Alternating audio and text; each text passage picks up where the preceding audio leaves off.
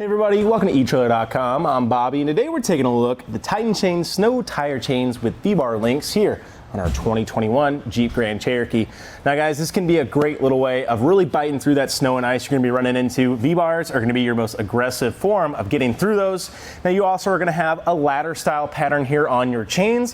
What that's giving you is great start and stop maneuverability. These ridges on these chains are gonna do great, of course, of biting and pulling through that snow and ice, but also giving us a nice start and stop as we mentioned. So you're really gonna feel that as you're going. Now one little thing with that though, you are gonna feel it a little bit on that turning radius because you're gonna really have to overcome those ridges every time. You're really gonna feel it as you make those left and rights. Now it's not gonna ruin it, of course. You're just gonna lose a little bit on your turning radius in my mind.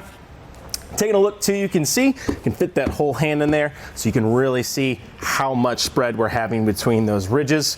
Now it is gonna be made of a low carbon steel as well, guys. So what that means, we are gonna see a little bit of degradation on these chains, especially the more and more we use them. Now we can take a few steps to try and combat that, but ultimately they are gonna break down over time. That's just kind of what low carbon steel does, but we can go ahead, try to rinse off all that salt spray, try to get it dried nicely, and with a little bit of grease or oil can go a long time of making sure that we don't have any rust buildup. That's gonna be shortening that lifespan. One thing too, doesn't take too much to get these guys installed. You're basically gonna be draping them across, as you guys are gonna see, which makes it nice, but you still are gonna have to get underneath here. Now, you may be tempted to go ahead and always try these at home one or few times before you get going, but keep in mind, your V-bar can be very aggressive, that snow and ice, but also to your pavement, to your garage. So just kind of watch it as you guys go and making sure that we're not doing any damage to our property. Well, to go ahead and get this installed, we just simply want to lay out our chain, make sure we don't have any kinks or links binding us up. Now the V-bars can go ahead and start binding themselves pretty easy, so I like to go ahead and make sure that they're not going to be doing that here. We want all of those poking up as well, and take note that all of our hooks are also on this side, as we're simply going to be laying our chain across our tire, so we don't want those making hard points of contact, puncturing our wheel, and of course causing any damage or flats would be terrible, so therefore we don't have that issue. Now do take note, of course, that this is also going to be on our rear wheel here. That is because we're going to have rear wheel drive on our Jeep here today, so that way we can go ahead and make sure we're getting proper traction for our vehicle. We just want to simply go ahead and start bringing this to the middle here. I like to go ahead and of course just try to line up quite in that middle where we're gonna be. That way we lay even. Now that we are looking pretty close, I'm just simply gonna take our chain. I like to wing it just a little bit here to go ahead and get that fit across our tire. Go ahead and allow it to drape. Try to avoid your rim, of course. Don't wanna scuff that. Go ahead and make sure we're just simply set nicely and evenly across our wheel. Well, now that we are looking somewhat good here, we can make a last few minute adjustments and go ahead and get our first connection on the inside. Well, here we are on the underside and the inside of our vehicle. Now, luckily for us, the Cherokee sits a little bit higher, but not the highest, of course. So keep in mind, if you do find yourself somewhere in a ditch somewhere in the muck and mire, this can become slightly of a pain. So always recommend to try to put these chains on your tires before you're in that situation. However, not gonna be the hardest to do if we have to crawl underneath here, wherever we might be, as we just simply have to make our hook connection here. So we take our one end and we just simply want to go ahead and pull this chain as tight as we can to close here. I think that is going to be putting us in a pretty good spot. I might try to reach for that fifth chain there though, guys. Let's go ahead and see. I think we're going to be stuck here to this fourth one for now. So not going to be the end of the world for ourselves. Now one last little thing here with this as well though, guys. Let's make sure we actually are putting that on the inside of those hooks. And then we actually have these extra little ones right here. Those can be great to go ahead and actually snip off. That way they're not going to be causing any kind of interference with our inner assembly here. And they're really just going to add noise and just kind of a pain to ourselves. So once we actually have these set for the first time, it can be nice to go back underneath and snip these guys off. Now that we made that back connection, we can come to the front here and start getting our front connection. We're going to take our cam lever, try to pull this as tight as we can here. I think we're going to be hard pressed to get it on that chain, guys. So we go right here today. That is going to leave us just a little loose. So we're going to head and try to push that in place. I'm actually gonna shift my chain just a little bit. I can see that I have a little bit extra on that back end there.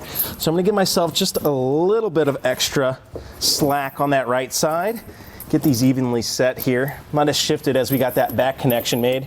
And of course, this happens. Doesn't take too much, as you guys can see, to get those shifted across. And now we can go ahead, really bring in our cam lever here, make that connection, get that slotted in, and start tightening this down, hopefully. So we really want to get that chain right there, kind of set in that corner, as you guys can see on that bottom. And then we just simply take our cam and push it into position. Sorry, I'm kind of blocking it there for you guys. I want to push that cam down right into that link, and it'll start holding it in. We are looking pretty tight on here, guys. I am liking how it's fitting. Now, we don't have cams here today to go ahead and tighten it down, so I definitely do think that we are going to want to go ahead and grab ourselves a rubber tensioner. So let's go ahead and grab that, make sure we're seating properly. We highly recommend them. In fact, I'd almost say they're pretty much necessary on a lot of chains out there, unless you have some of the more high-end ones that are gonna self-tension as they drive. These are just gonna do a great job as we are driving, that our chains aren't gonna be shifting or slipping off of our tire, and just keeping them conformed. Therefore, we have a nice safe drive for ourselves while still getting good contact all the way across our tire. Now, things to take note of course, make sure your hooks are pointed away from your tire. Don't want that going into your sidewall. Popping it, of course, would be terrible. Don't want to have flats, and want to make sure we are staying safe. And we just kind of want to go on a lug style pattern here, much like you're tightening down those lugs on your tire. That star pattern can come out, except for 6 point of contact this time, of course. And we just simply slot it into our chains with those hooks facing away. And you can see it does a great job of pulling those chains in. And that's taking out that last little bit of slack I was seeing. Now, one little thing though, you will see that our chains aren't quite in the right position here at the bottom. Of course, that's because our tires are sitting here on the ground. Now with V-bars, guys, one thing that you might be tempted to do, of course, is roll these guys forward, get them set in the right position, and that's totally fine, but let's make sure we're in a place, not in our garage or our driveway, where those V-bars are gonna start doing damage, because they are very aggressive, not only to that snow and ice, but even to your nice driveways and garages at home. Highly recommend trying to do this somewhere on the road or somewhere we're not gonna be worried about doing any kind of damage to ourselves. Well, as you guys saw, that installation doesn't take too much time. I really do like these rubber tensioners as well as a secondary purchase. As you can see, they do a great job of just taking out that last little bit of slack we had.